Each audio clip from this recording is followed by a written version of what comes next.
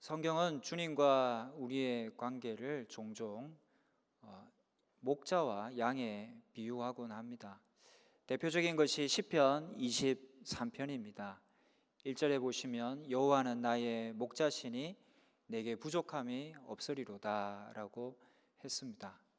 이사야 40장 11절에도 그는 목자같이 양떼를 먹이시며 어린 양을 그 팔로 모아 품에 안으시며 젖먹이는 암컷들을 온순히 인도하시리로다 라고 했습니다. 오늘 본문도 그렇습니다. 주님과 우리의 관계를 목자와 양에 비유하고 있는 이야기입니다. 그런데 여러분, 이 양에게는요 부족해 보이는 점이 몇몇 있습니다. 어떤 것이 있을까요?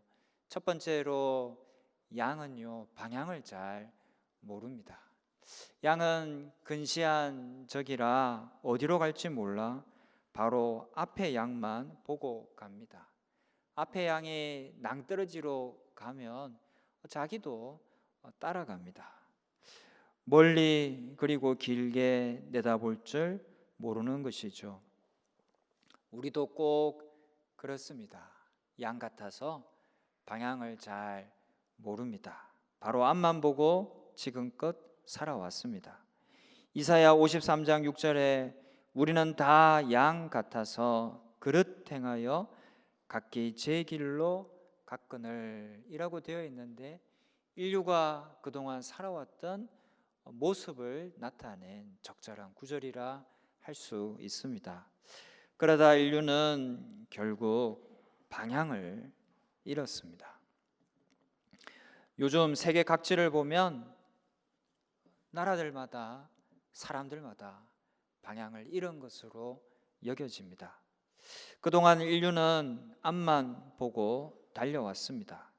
성장제일주의로 달려왔습니다. 그러다 보니 겉으로 보기에는 정말로 어마어마한 눈부신 발전을 이루게 되었습니다. 그렇게 살면 되는 줄 알았습니다. 올바른 방향으로 온 줄 알았습니다. 그러나 요즘 코로나19 팬데믹, 계속되는 폭우, 산불, 레바논에서의 초대형 폭발 사고, 여기저기서 터져나오는 정말 거대한 사건, 사고의 소식을 듣고 있노라면 과연 우리는 방향을 제대로 잡고 살아왔나? 우리는 그만 길을 잃어버린 것은 아닌가 하는 생각이 듭니다. 사실 많은 국가들이 길을 잃어가고 있습니다. 세계 제1의 국가라 자타가 공인했던 미국이지만 지금 그 위상이 많이 흔들리고 있습니다. 미국은 참 축복받은 나라이고 여러 가지 좋은 조건들이 많이 있지만 앞으로도 그러리라고 장담하기 어려운 조짐들이 여럿 보입니다. 미국 대통령은 취임 선서를 할 때 보시는 바와 같이 성경에 손을 얹고 선서합니다. 정치를 성경 말씀을 쫓아서 하겠다라는 다짐과 의지의 표현인 것이죠. 여러분, 미국 지폐 달러 아시죠? 그 뒷면에 상단 중앙에 보면요, In God we trust, 우리는 하나님을 믿습니다. 그들은 아주 공개적으로 하나님 신앙을 드러내고 있습니다. 1달러에도 그렇고요, 5달러도 그렇고요, 10달러, 20달러, 50달러, 심지어 100달러까지 모든 지폐에 다 저 문구가 있습니다. 다들 돈이 궁하실 텐데 달러라도 구경하시기 바랍니다. 저런 나라가 미국입니다. 어떤 의미겠습니까? 물질의 주인은 하나님이다. 우리는 그분의 뜻에 따라 청지기로 이 물질을 사용하겠다 라는 경제관념이 들어가 있는 거예요. In God we trust, 저 말을 1956년 7월 30일 아이젠하워 대통령은 공식적인 국가 표어로까지 선포하기도 했지만, 요즘 보면 하나님보다 돈을 더 의지하고 정치하고 경제하는 것은 아닌가 하는 의심을 거둘 수가 없습니다.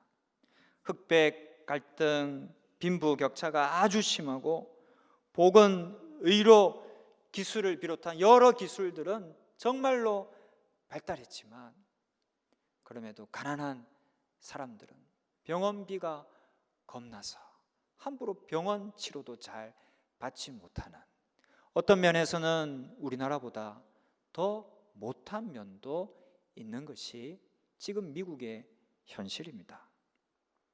건국 초기에 좋은 청교도 정신은 많이 사라지고 잘못된 문화에 점점 병들어가는 것 같습니다. 심지어 대놓고 동성애를 지지하곤 합니다. 과연 성경에 손을 얹고 다짐한 그대로, 지폐에 적힌 In God we trust 그 문구 그대로 하나님의 뜻대로 성경의 가치와 기준을 쫓아서 정치하고 있는지, 나라를 다스리고 있는지, 물질을 사용하고 있는지 묻고 싶을 때가 참으로 많습니다. 가만히 보면 갈 길을 좀 잃은 것처럼 보입니다. 여러분, 우리는 어떤가요? 우리나라는 괜찮은가요? 우리 사회는, 우리 모습은 제대로 길을 찾아 가고 있나요? 세상 흐름에 뒤처질세라 누구보다 열심히 앞만 보고 달려왔지만, 지금 그 물에 빠져서 허우적거리고 있기는 미국이나 우리나 마찬가지인 것 같습니다. 양도 그렇습니다. 방향을 잘 모릅니다. 그러기에 양에게는요, 목자가 꼭 필요합니다. 목자는 방향을 잘 압니다. 어디에 푸른 초장 쉴 만한 물가가 있는지 알아서 그리로 양을 잘 인도해 갑니다. 양 같은 우리에게도 마찬가지입니다. 길 잃고 유리방황하는 우리에게도 바로 목자가 필요한 것입니다. 여러분, 우리의 목자는 누구십니까? 바로 우리 주님이십니다. 본문 11, 14절에 나는 선한 목자라 라고 하셨습니다. 주님이 우리의 목자가 되신다라는 겁니다.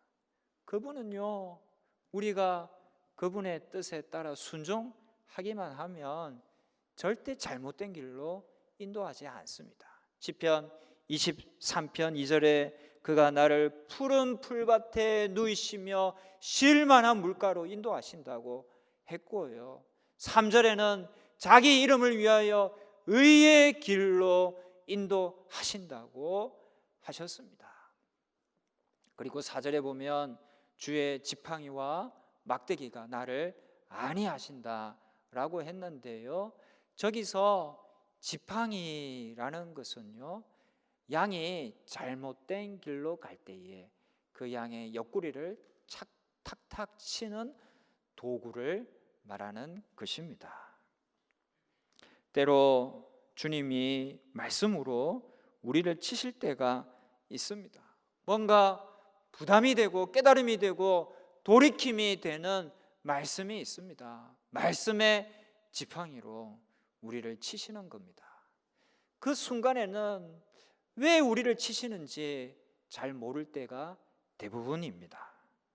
하지만 그 길은 주님의 큰 그림 안에서 항상 좋은 길, 옳은 길, 의의 길, 복된 길임이 분명합니다. 성도 여러분, 근시안적인 우리의 눈을 믿고 그것에 의지하여 살지 맙시다. 주님의 눈이 훨씬 밝고 원대합니다. 주님의 인도를 받는 것이 더 낫습니다. 요즘 자동차 운전을 할 때 웬만하면 내비게이션을 켜고 다닙니다. 그런데 그 내비에 나오는 아가씨가 제가 생각하는 길과 다른 길을 알려줄 때가 한 번씩 있습니다. 그때는 왜 이리로 안내하지? 방향이 잘못되지 않았나? 이게 이렇게 가면 점점 멀어지는 것 같은데 하는 의심이 듭니다.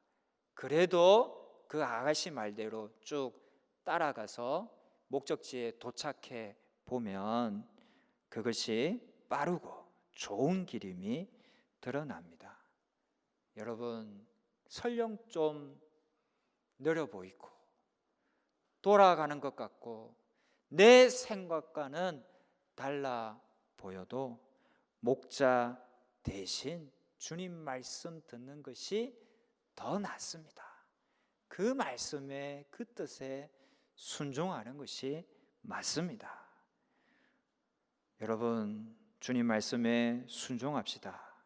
그리하여 주님 기뻐하시는 길, 주님 좋아하실 방향을 쫓아 좋은 길 가는, 의의 길, 복된 길 가는 저와 여러분 다 되시기를 주님의 이름으로 축원합니다.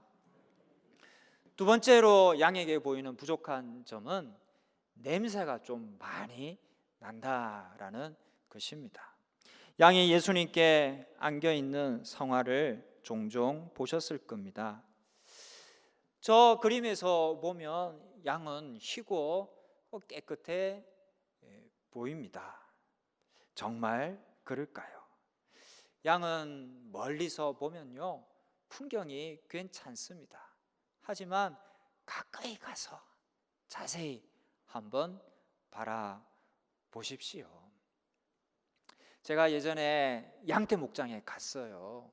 가까이 가서 양을 쳐다보았습니다. 양의 모습을 구체적으로 볼 수는 있었지만 그러나 거기에 오래 머물기는 참으로 곤혹스러웠습니다. 왜 그랬을까요? 냄새가 장난이 아니었기 때문입니다. 여러분, 그런데 양만 그렇게 냄새가 나나요? 사람 냄새도 고약한 것 잘 아시죠? 제가 고향에 다녀오기 위해서 이 역에 갔다 가곤 하는데, 기차역에 가곤 하는데요, 기차역에 가면 꼭 만나게 되는 거린이 한 분 계십니다. 그 거린을 만나기 5m 전부터 벌써 냄새가 진동을 합니다. 여름에도 그 사람은 온갖 누더기 옷을 거치고 역 주변에서 어설렁거립니다. 그 앞을 옆을 지나갈 때마다 진동하는 냄새는 정말 이루 말할 수 없을 정도입니다. 사람도 그런 거예요. 우리도 마찬가지입니다. 일주일만 씻지 않아 보십시오. 신사숙녀가 어디 있습니까? 다 더럽고 냄새나고 추잡하기 이를 데 없는 보잘것없는 인간일 뿐입니다. 하지만 여러분, 몸의 냄새도요, 내면의 냄새에 비하면 약간입니다.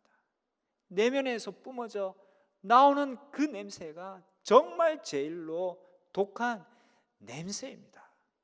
성경에 보면 외식하는 자를 가리켜 회칠한 무덤, 그 목구멍을 가리켜 열린 무덤이라는 말이 나오는데요, 결코 과장이 아닙니다. 내면의 냄새가 시체가 썩는 것과 같이 아주 독한 냄새인 것입니다. 여러분, 그런 존재가 우리 인간이라는 걸 잊지 마시기 바랍니다. 냄새 나는 양을요, 관광객은 잘 가까이서 못 봅니다. 만지기도 쉽지 않습니다. 안고 털을 깎는 것은요, 굉장히 곤혹스러운 일입니다. 제가 옛날에 닭털을 뽑은 적이 있었는데요, 냄새가 얼마나 독한지 정말 꾹 참아서 닭 한 마리 털 겨우 뽑았습니다. 양털을 깎거나 젖을 짤 때도 비슷할 거예요. 하지만 여러분, 양털 깎는 목자 보십시오. 인상 찡그립니까? 코를 막습니까? 마스크를 씁니까? 아니요, 아랑곳하지 않습니다. 냄새를 못 맡는 표정입니다. 아랑곳하지 않고 털을 깎고 젖을 짭니다. 여러분, 목자는 그런 거예요. 목자는 자기 소유된 양의 냄새에도 아랑곳하지 않는 겁니다. 목자 대신 우리 주님도 그러합니다. 성화에서는 예수님이 양을 안고 있죠. 근데 저게 사실은 보통 일이 아닌 거예요. 정말 냄새가 풀풀 나는 양을 안고 있는 겁니다. 그러나 주님 보세요. 아무렇지도 않게 저 양을 품어 안고 있습니다. 우리가 더럽고 냄새나도 주님은 아무렇지도 않게 우리를 안아 주시는 거예요. 돌아온 둘째 아들 이야기 보세요. 둘째 아들이 돌아오기 직전에 누구랑 있었어요? 돼지랑 있었어요. 얼마나 냄새 나겠습니까? 다 누더기 걸치고 돼지 냄새 묻혀서 아버지께로 고향으로 왔어요. 한데 그 아버지는 아들을 어떻게 맞아줍니까? 코를 막기는커녕 오히려 반가이 기뻐하며 달려나가 그 아들을 사랑한다고 품어주고 안아주십니다. 그에게 제일 좋은 옷을 입히시고 가락지 끼워주시고 발에 신을 신기십니다. 여러분, 주님은 더럽고 냄새나는 우리도 마다하지 않으시는 거예요. 이 주님 품을 기억하고 우리가 아무리 더러워도 냄새나도 아무리 아버지 하나님과 멀리 떨어져서 아버지 뜻하신 길에서 벗어나 살아가고 있다 하더라도 그 주님께로 돌아가야 할 것입니다. 주님은 냄새나는 우리도 품어주시기 때문입니다. 그렇다고 우리가 더러운 채로 계속 있어도 된다는 말은 아닙니다. 아버지 품에 돌아가서 씻고 새 옷으로 갈아입고 새 사람이 되어야 할 것입니다. 세 번째로, 양은 연약합니다. 양에게는 자구책이 없습니다. 자기를 지킬 수 있는 방법이 별로 없습니다. 달린 뿔도요, 다른 짐승은 다 밖으로 뿔이 나와 있지만 양의 뿔 보십시오. 이 안으로 들어가 있습니다. 별로 공격할 수단이, 방어할 수단이 없는 거예요. 맹수의 먹잇감으로 딱입니다. 맹수가 공격하면 수비 방어 한번 못하고 잡아먹히는 연약한 동물이 양인 것이죠. 그러나 이 양에게 누가 있으면 됩니까? 목자가 있으면 됩니다. 그 양이 목자를 따라 목자 곁을 벗어나지 않으면 양은 얼마든지 보호받을 수가 있는 거예요. 시편 23편 5절에 주의 지팡이와 막대기가 나를 안위 하신다고 했습니다. 여기서 막대기란 맹수가 공격할 때 그 짐승을 치는 몽둥이를 말하는 겁니다. 목자는 얼마든지 그 몽둥이로, 막대기로 자기 양을 지켜 보호해 주는 겁니다. 목자 대신 우리 주님도 우리를 죄악에서 지켜주십니다. 세상의 많은 유혹과 죄악의 하수에서 첨벙거리며 살아가는 우리들을 그 하수에서 건져주시고 다시 그 물에 빠져 휩쓸려 들어가지 않도록 우리를 도와주십니다. 세상에 여러 어려움들이 있지만, 고통이 있지만 그 고통 가운데서도 우리를 지키시기 원하십니다. 시편 46편 1절에서 3절에 하나님은 우리의 피난처시요 힘이시니 환난 중에 만날 큰 도움이시라. 그러므로 땅이 변하든지 산이 흔들려 바다 가운데 빠지든지 바닷물이 솟아나고 뛰놀든지 그것이 넘침으로 산이 흔들릴지라도 우리는 두려워하지 아니하리로다 라고 했습니다. 양에게 목자가 있으면 되듯이 하늘이 무너져도 천재지변이 일어나도 주님이 우리의 목자가 되시면 두렵지 않은 겁니다. 성도 여러분, 비록 위험 요소가 많은 이 세상을 우리 모두는 살아가고 있지만 그러나 너무 두려워하지는 맙시다. 주님이 우리의 목자이십니다. 그분은 내게 부족함이 없는 완전한 분이신 줄로 믿으시기 바랍니다. 선한 목자는 연약하고 냄새나고 방향 모르는 부족함 많은 양을 자기 생명 다해 지킵니다. 본문 11절에 선한 목자는 양들을 위하여 목숨을 버리거니와 라고 했습니다. 싹군 목자는 위험한 상황이 오면 자기 살겠다고 양을 버리지만 선한 목자는 자기 생명을 버려서라도 양을 위합니다.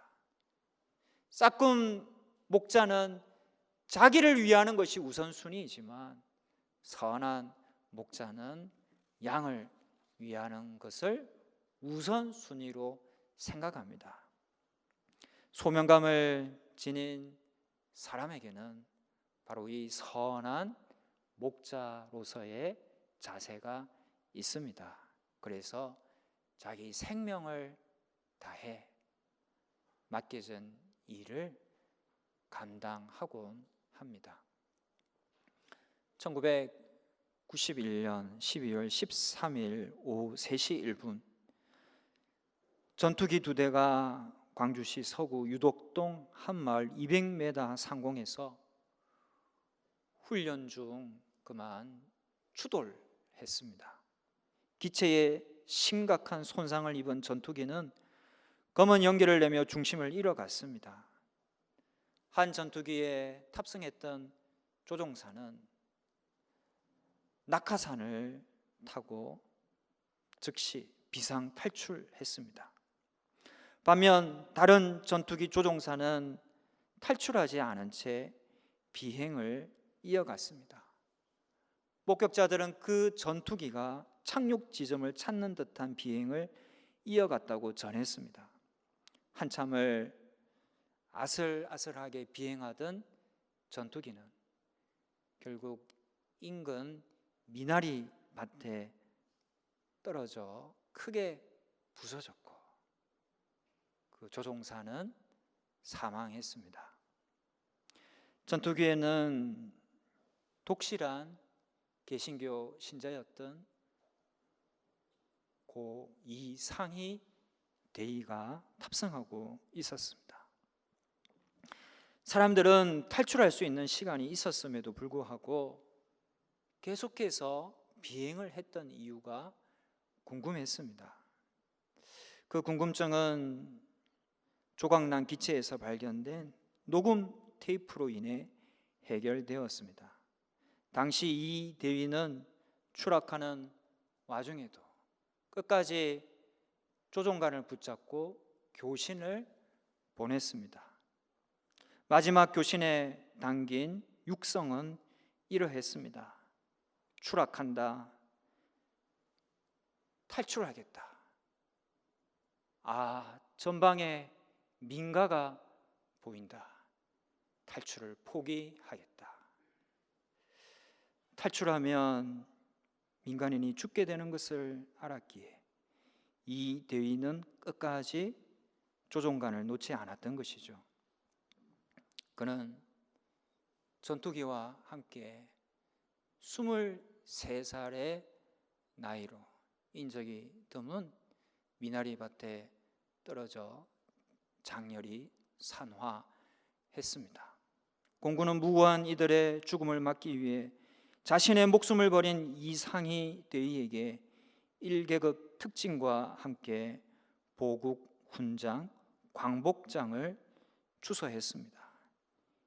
일반인들도 그의 희생정신을 기렸습니다. 사고 지점에 그를 기리는 추모비를 세웠고 그의 고향인 분당 야탑동에 가면 상희 공원이 조성되어 있습니다.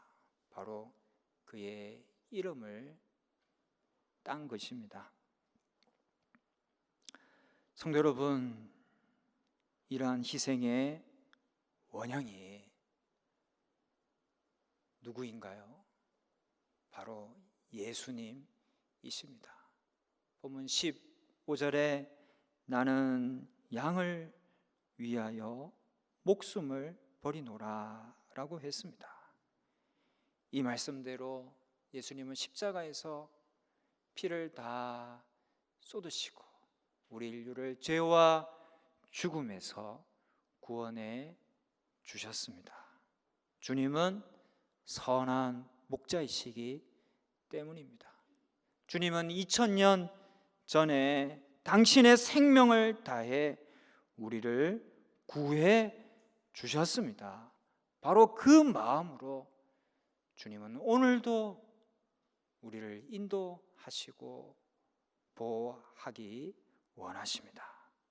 성도 여러분, 그 선한 목자 되신 주님의 손 놓치지 말고 꼭 붙잡고 주님의 보호와 인도 아래 오늘 한 주도 살아가시는 저와 여러분 다 되시기를 주님의 이름으로 축원합니다. 기도하겠습니다.